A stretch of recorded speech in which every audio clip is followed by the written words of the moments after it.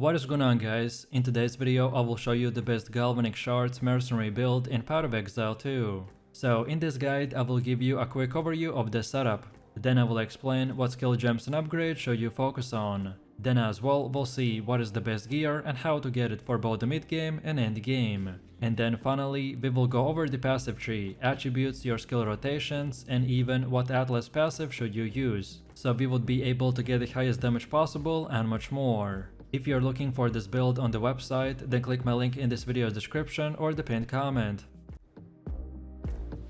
This setup's main focus is built around the Galvanic Shards and the Shockbuster rounds, that both act as the shotgun skills, which as you can see from the gameplay can melt a ton of enemies in split seconds. This is currently for sure the best mercenary build in the game, as not only you can do massive amounts of damage, but also in the endgame with decent enough gear you can reach about 15,000 shield, which will turn you into an unstoppable melting machine. Our playstyle is built around the shock and the chain lightning, as Galvanic Shards have an amazing clear speed, coming from the chains and the forks. Then the shock burst rounds have an insane single target damage, but will require shock. So that's why we consistently use the Stormcaller arrow, to get that crazy AoE buff and much more. If you want to use the crossbow as a shotgun and destroy enemies in seconds, then this is the one for you. So let me show you the build, and for the main class I have chosen to go with the Mercenary, and our Ascendancy is the Witch Hunter. Then for the first skill we have the Galvanic Shards with support gem called the Martial Tempo, Fork, Primal Armament and Long Shot. Then second we got the Shockbuster rounds with concentrated effect, Lightning Infusion, Heft and Elemental Focus. Then next we got the Stormcaller arrow with the Conduction, Fast Forward, Overcharge and the Lightning Exposure. Next we have the Emergency Reload with Ingenuity and Premeditation. Next up we have the Herald of the Thunder with Vitality, Cannibalism and Innervate. Next we got the Cast on Shock with Voltaic Mark, Conductivity, Persistence and Impetus. Then for one of the last ones we have the Ripfire Ballista with Font of Rage, Font of Blood and Ancestral Urgency. And finally for the last one we are using the Sorcery Ward with Lightning Mastery, Fire Mastery and the Cold Mastery. Most of this setup is structured around using the Galvanic Shards in the Shock Burst rounds to delete enemies in seconds. So we use gems and skills that will support and increase their size and damage, while the rest are powerful buffs and utility skills that usually get activated in the background.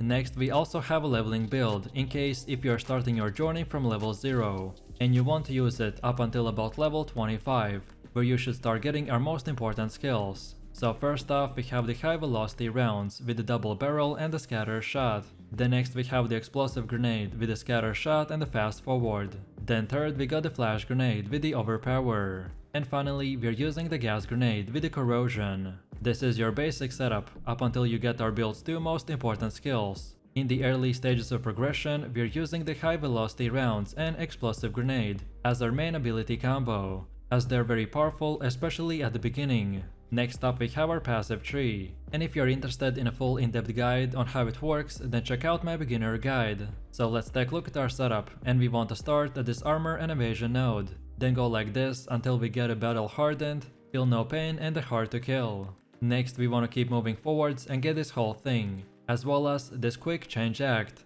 Next up we want to go all the way to the end, and now move to the right and get both these lightning nodes called the Lightning Rod and the Flash Storm. Next up we want to circle back a little, and this time go to the left, all the way to here until we get to the Resolute technique. And this keystone is very important, which I will explain in just a second. And then from here we can go back all the way from where we left off, and then just keep going right, and from this point just unlock the rest of the nodes in whatever order you prefer.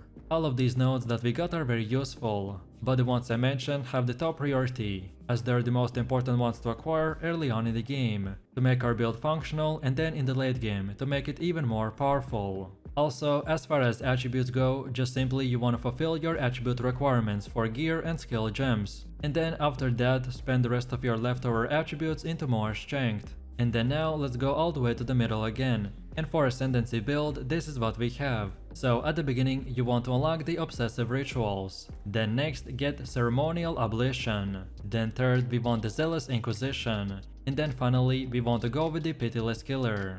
In PoE 2 earning skill points take a lot of hard work, so it will be very smart not to spend your points recklessly. Of course, you can refund your passive points later, but only at a cost, so following a specific setup is extremely useful. If you are following this build, then make sure to not to deviate from it, as some of the decisions that I made might not make sense at first, but is going to pay off later. So feel free to use the exact same path as I have right here, and don't forget to check this video's description to find a link for this website, and this should make it easier for you to follow the tree. Next up we have the Atlas passives, and the general idea behind this is to aim for bonus passives that spawn a lot of grouped up monsters, such as in expeditions or in rituals. Our mercenary build is also great at single target DPS, so we can also spend a bit of points into the farming boss maps or the essences. So when we start, we wanna first of all get to the bottom left side like this. Then from here we go until we get all the way to this keystone called the Deadly Evolution. Then next we get back to the middle and this time take the top right side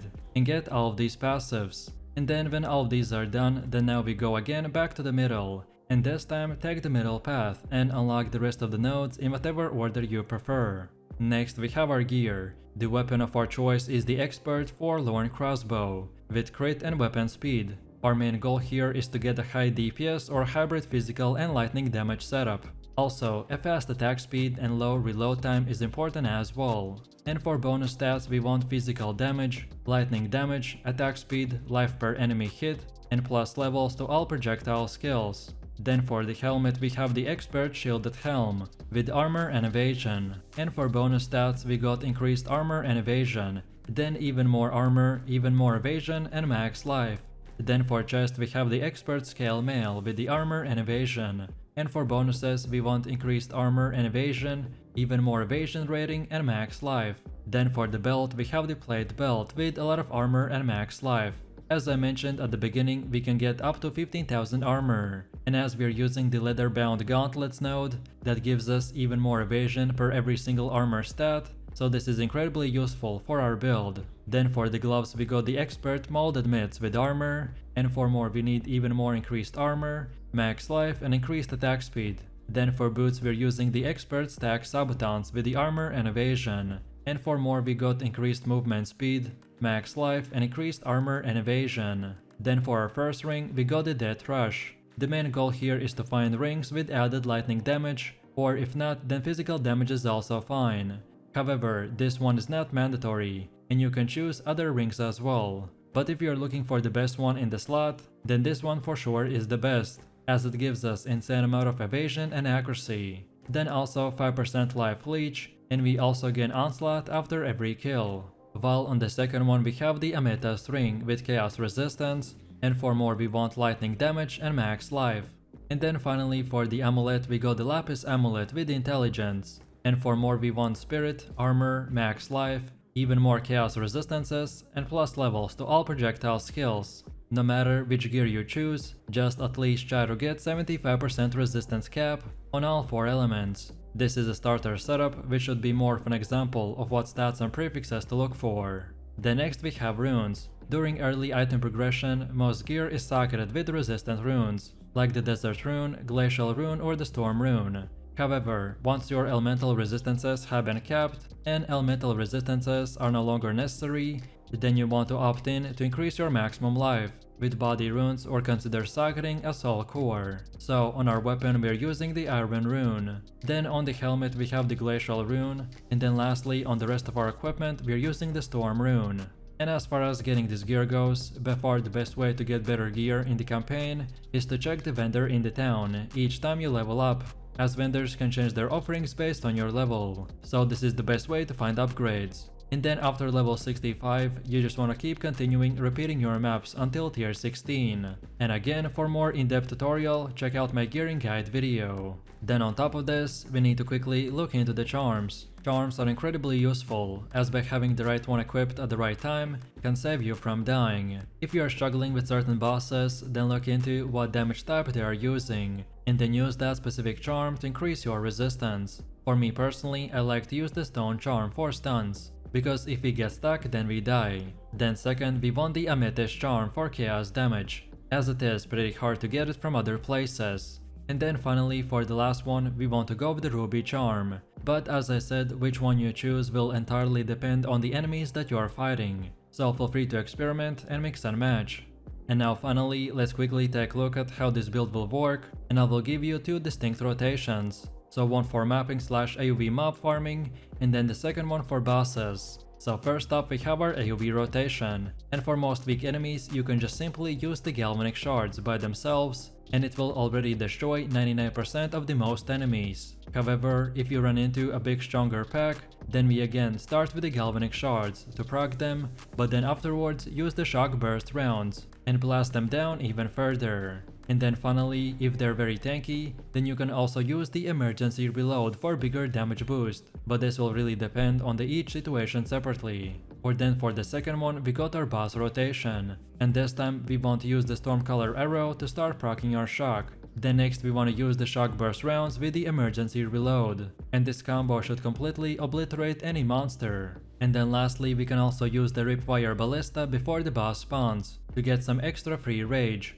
but again this is very optional. So let me know what you think about this build in the comments below. If you enjoyed this, then you definitely don't want to miss my top 3 best builds video, where I showed even more powerful builds. So click the screen now and I'll see you in the next one.